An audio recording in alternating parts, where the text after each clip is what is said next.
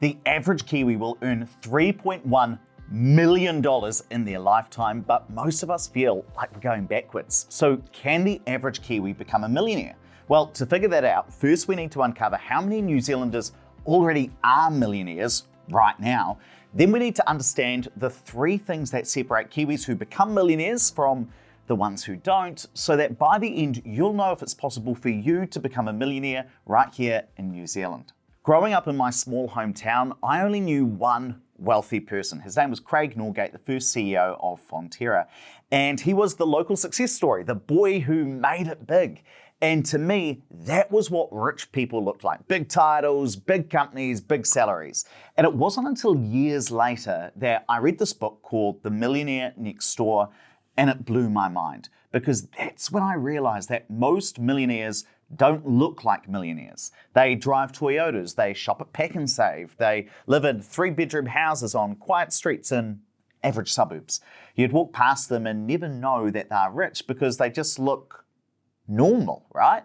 And if the only rich person you know is the CEO of Fonterra, you think that wealth is out of reach, that it's just for the one person at the top.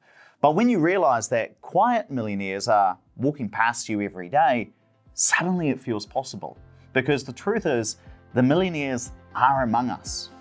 And the stat that shocked me most when I researched how to build wealth is that 24% of Kiwi households are millionaires. Roughly 476,000 households, 1 in 4 across the country, are worth $1 million or more. Now, think about that for a moment. When you drive down your street tomorrow, 1 in 4 of those households are lived in by millionaires. And that sounds impossible. How could that be true when the cost of living feels so high? And as one friend said to me as she was preparing to move to Australia, Ed, it just feels so hard to get ahead in New Zealand. But stick with me on this, because this will also blow your mind.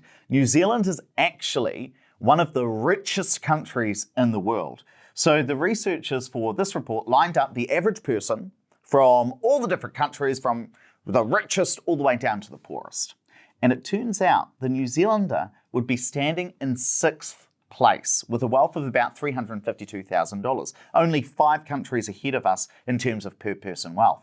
Now, stroll down the line to see who we're ahead of, and you'd see the Swiss person behind us. And we're also ahead of the average American. Now, it's true, our Aussie cousins, they'd be ahead of us. They're in the 2nd spot. But the trouble I see in New Zealand is that we always compare ourselves with the Aussies. And if we're behind them, then we feel bad about it. And we keep telling ourselves that we're just the poor cousins, that we're falling behind. So yes, we're behind the 2nd richest country per person in the world, but that's not the same as being poor, because we're still in 6th place. New Zealand is much richer than we give ourselves credit for, and it's important to understand this before we even get into if the average Kiwi can become a millionaire, because if you know that almost 1 in 4 households are millionaires and that New Zealand is actually a very rich country, then you start to feel like, oh, maybe I could become a millionaire too. And if you're enjoying the video, do me a quick favor and hit the like button. That's how I know which videos to do more of, and it also helps with the YouTube algorithm. Subscribing, that helps too. You guys have already helped us build this into the largest property investing community in the country, and we're on our way to 50,000 subscribers. And if you do already subscribe, you're probably wondering, well, what separates the 24% of New Zealanders that are already millionaires with the other 76%? Well, I went looking for the differences and found 3 main ones you should care about. The first is, do you own property? And this is probably the biggest one, because homeowners and renters, they just live in completely different financial universes here in New Zealand. If you own a home and you pay it off over 25, 30 years, well, you've built wealth seemingly automatically. I mean, the median house costs $788,000 in New Zealand. So if you buy that, pay off the mortgage, even if house prices don't go up, by the time you throw in your KiwiSaver, you could easily become a millionaire just by owning a home and paying it off. Whereas if you rent your entire life, well, you're handing that money to someone else's wealth building plan. Now, this doesn't mean you have to buy property, right?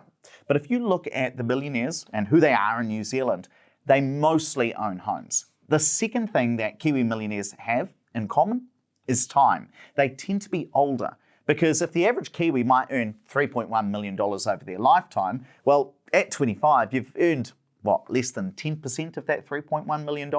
At 45, you're halfway. At 65, well, you've had the whole lot run through your hands. So by the time you're reaching retirement, you've earned most of that money. You've had the chance to buy a house. You've had the chance to pay it off.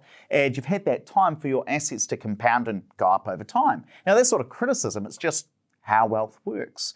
And that's why when you look at who the millionaires actually are in New Zealand, they do skew older because time does most of the heavy lifting. So if you're 25 and you're not a millionaire yet, that doesn't mean that you're behind. It means you're normal. And the question isn't whether you're a millionaire today. The question is whether you're on track to become one by the time you stop working. And the third major difference is if you are in a couple. And this matters so much more than people realize. Because if you have a 2-income household, you can share some of the costs of living without spending twice as much. And the data says that couples are roughly twice as likely to hit that $1 million mark as singles. And remember, these are household millionaires we're talking about. So in a couple, you each only need to build $500K of wealth. If you're single, you need to build the whole $1 million yourself. Now, I know this one is quite uncomfortable. I mean, when I used to own Informed Investor magazine, a reader wrote to me and said that she knew being single was more expensive. She desperately wanted a partner. She just hadn't found one. So I'm not sitting here telling you to just go find the love of your life. I know that's not how it works. But I'd also be lying if I pretended that this didn't matter. Because when you look at who the millionaires in New Zealand actually are, a lot of them are couples who got on the same page about money and stayed there for 20 or 30 years. Now, if you're single, it doesn't mean you can't get there. It just makes the maths harder. You've got to save a bit more. You've got to be a bit more deliberate. And if you are in a couple, don't waste that advantage because having 2 incomes going in different directions, that can be almost as bad as just being single in the first place. So based on all of that, can the average Kiwi become a millionaire? And how much would you need to save per week at a 7% return to hit $1 million by the age of 65 in today's money? Well, if you start at 55, you would need to put aside $1,620 a week to hit that $1 million, and you need to do that for 10 years. Now, since the average full-time worker takes home $1,340 a week, even if you're at a couple, that's going to cost you over 60% of your take-home pay. But if you'd started at 20 years old and had 45 years to do it, you only need to save $147 a week. That's it. $147 a week, and you're going to be a millionaire at 65 in today's dollars. That is just 11% of the average worker's pay. Now, why is there this massive gap? Well, it's not just that you've got longer to save if you start earlier. It's because of one simple investing concept: compounding returns. When you invest money, you earn a return. In this case, we're saying 7% a year. So if you put in $10,000, after a year, you've got $10,700. But then a year after that, you're not just earning 7% on your original $10,000, you're earning 7% on the whole lot, $10,700. So you not only get a return on your money, you get a return on the return you got on your money, right? And so once you start getting to that point where your returns are earning their own returns, and the longer you leave it, the more of your wealth is going to come from those investments, from those returns, right? Not just from your initial savings. So let me put that into practice. If you start investing to create your $1 million at 55, you need to save just under 70% of the money, and 31% comes from your investment returns. But then if you start at, say, 40 and you've got 25 years, you can save yourself $511 a week, and you only need to save and invest $465 a week. So 35% of the average Kiwis pay. But then you only need to save 37% of your money, and investing takes care of the other 63%. That's why I say the longer you leave it, the more expensive it is to become a millionaire, because you have to put in more and more of your own money. But it gets even more amazing if you start at 30, because then rather than needing to put in $465 a week, you save yourself $210 a week and only need to put in $255, less than 20% of the average worker's pay. And if you start at 20, you only need to save 14% of the money yourself to become a millionaire, because investing and the returns, the compounding returns you make, take care of the other 86% of it. Do you see the pattern? Every 10 years you wait, the cost of getting to $1 million roughly doubles. The later you start, the more expensive it is to become a millionaire, because you've got to put in more of your own money. And it turns out, when it comes to investing, time really is money. Now, I want to be honest with you for a second, because I'm not saying becoming a millionaire is easy. It's not. And I'm not saying that everyone can do it, because some people are dealt a really tough hand and they're just trying to keep their head above water. And if that's you right now, no amount of spreadsheets or YouTube videos is going to fix that overnight. But for the average Kiwi, someone on a median full-time income with time on their side, it's mathematically possible, and more people become millionaires than you think. So here's what the typical Kiwi millionaire actually looks like. They're a couple who bought a home 20 years ago, they paid it off, maybe picked up a rental along the way, put some money into their KiwiSaver and stayed out of dumb debt.